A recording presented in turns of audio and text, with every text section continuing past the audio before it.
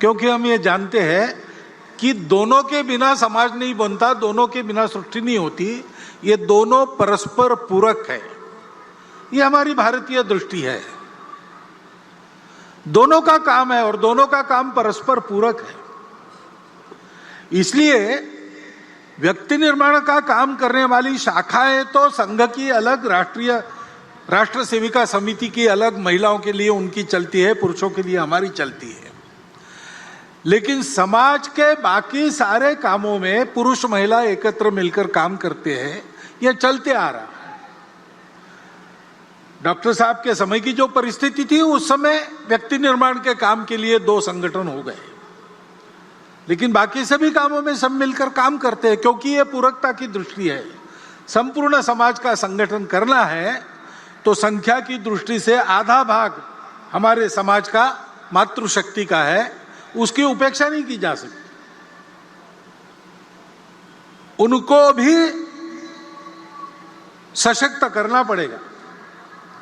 हमारे यहां उनको माता मानते हैं, वत्सलता उनका गुण है, जगत जननी के रूप में उनकी कल्पना करते हैं। लेकिन ऐसी कल्पना करते करते क्या हमको विस्मृति हो गई पता नहीं, हमने उनकी सक्रियता के दायरे को सीमित कर दिया। और बाद में जो विदेशी आक्रमण हुए, उन आक्रमणों की परिस्थिति में उनकी सुरक्षा के नाम पर इस बंधन को एक वैधता प्रदान हुई।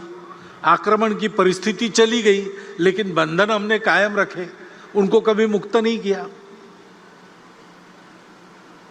उनको जगत जननी मानना ठीक है, लेकिन इसका मतलब उनको पूजा घर में हम बंद करके रखे, बाहर ना आने दे, यह ठीक नहीं है।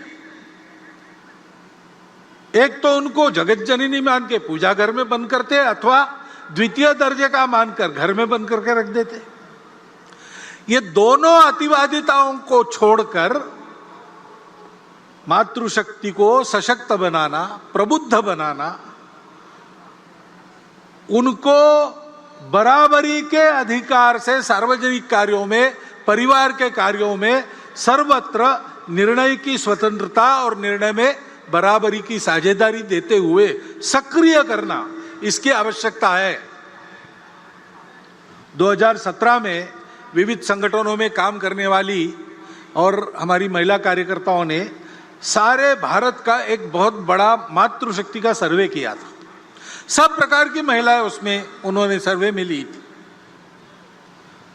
यानी सन्यासिनियों से लेकर तो बड़े बड़े उद्योग चलाने वाली महिलाओं तक सबको उसमें लिया था। भारतवर्ष में महिलाओं का इतना समग्र सर्वेक्षण ये पहली बार हुआ है। वो सर्वे प्रसिद्ध भी हुआ, उस सर्वे को सरकार के पास भी दिया गया।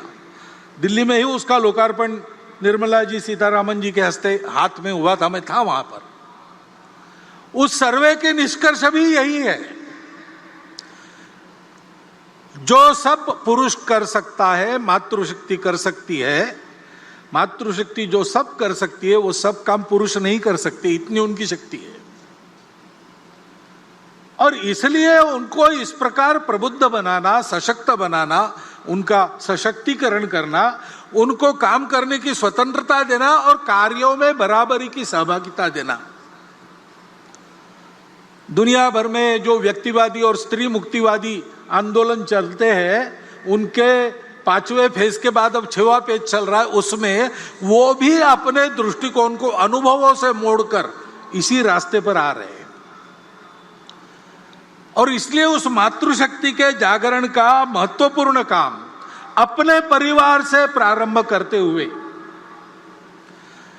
सार्वजनिक कार्यों में, संगठन संस्थाओं में भी उसको लागू करते हुए हमको समाज के पास ले जाना पड़ेगा, क्योंकि बिना उनके सहभाग से पूर्ण समाज की संगठित शक्ति खड़ी नहीं होगी।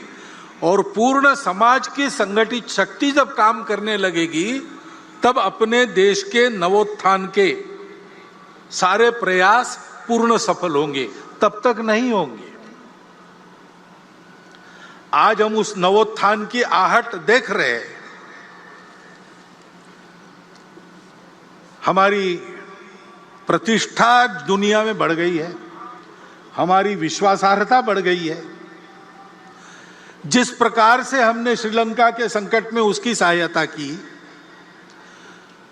यूक्रेन के भूमि पर अमेरिका और रशिया की जो लड़ाई हो रही है उसमें अपने देश के हित को ध्यान में रखते हुए और जागतिक मानवता के हित को भी कम न करते हुए जिस प्रकार की भूमिका हमने रखी, हमारी बात सुनी जा रही है, हमारा वजन बढ़ रहा है, हमको बड़ा आनंद होता है। राष्ट्रीय